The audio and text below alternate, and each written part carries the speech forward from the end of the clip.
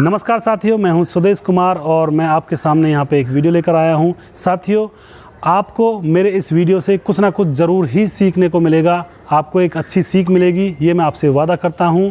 तो साथियों, अब मुझे सुबह उठने के लिए अलार्म की ज़रूरत नहीं पड़ती, क्योंकि मेरा पैशन ही मुझे जगा देता है। तो हम यहाँ पे इस कहावत के ऊपर चर्चा करेंगे।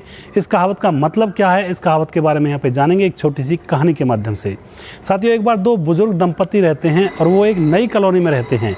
यानी कि उनके बच्चे जो होते हैं वो शहर जा चुके होते हैं, कोई जॉब के लिए, कोई नौकरी के लिए, और कुछ बच्चों की उनकी शादी हो गई होती है।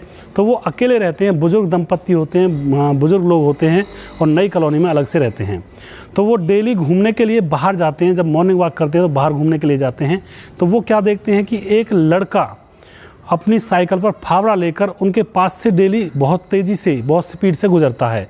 और साथियों, उनको अपनी सिक्योरिटी की चिंता रहती है, क्योंकि बुजुर्ग लोग होते हैं और बुजुर्ग लोगों को अपनी सिक्योरिटी की चिंता रहती है। तो वो रोज़ देखते हैं उस लड़के को कि उनके पास से साइकिल से गुजरता है, साइकिल पे उनकी पे एक फावड़ा होता है और तेज़ी से उनके पास से गुजर जाता है। 3 दिन हो गए, 4 दिन हो गए, 5 दिन हो गए। तभी एक दिन जो आंटी जी हैं, आंटी जी अंकल से कहती हैं कि क्यों ना इस लड़के का पीछा किया जाए, देखा जाए ये कहाँ जाता है, कहीं कोई अनहोनी तो नहीं करने जा रहा है, कहीं कोई गलत काम करने तो नहीं जाता है ये लड़का। तो अंकल जी कहते हैं कि छोड़ो, तुम्हें क्या मतलब है इससे। तभी आंटी जी उससे रिक्वेस्ट करती हैं अंकल जी से। तो अंकल जी मान जाते हैं और कहने लगते हैं कि कल इसको हम देखेंगे। तो दूसरे दिन जैसे ही वो घूमने के लिए जाते हैं तो वो लड़का फिर से आता है और उनके पास से होता हुआ स्पीड से वहाँ से गुजर जाता है, जिसकी साइकिल पे फावड़ा लगा हुआ होता है।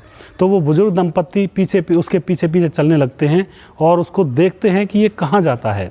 तो वो उसके पीछे पीछे जाते हैं तो जाकर देखते हैं कि वो लड़का आगे जाकर जंगल में खुदाई करता है फावड़े से, और एक पेड़ के नीचे वो खोदने लगता है। तो वह उनके पास जाते हैं और उससे पूछते हैं कि आप यहाँ पे क्या करते हो, आप डेली क्यों इसको खोदते हो। तभी वह कहता है कि मैं यहाँ पे डेली खुदाई करने के लिए आता हूँ। तो वो बुजुर्ग दंपति कहते हैं कि तुम इस खुदाई को क्यों करते हो, क्या कारण है तुम इस खुदाई को करते हो, क्या काम करना है।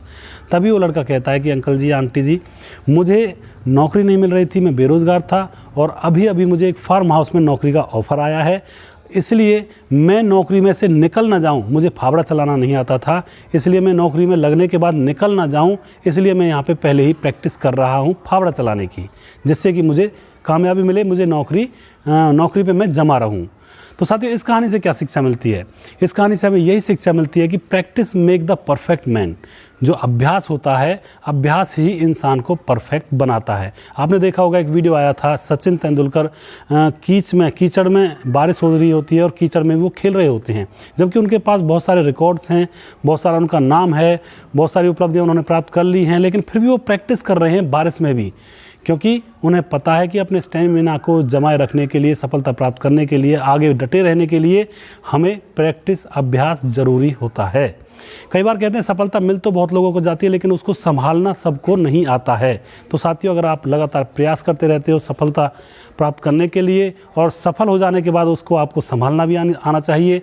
तो इस कहानी से हमें यही शिक्षा मिलती है कि हर इंसान को अभ्यास करना चाहिए और सफलता अभ्यास के ऊपर ही डिपेंड करती है। अगर आप रात दिन प्रैक्टिस करते हो, अभ्यास करते हो, तो आपको सफलता, कामयाबी आपको ज़रूर मिलने वाली है।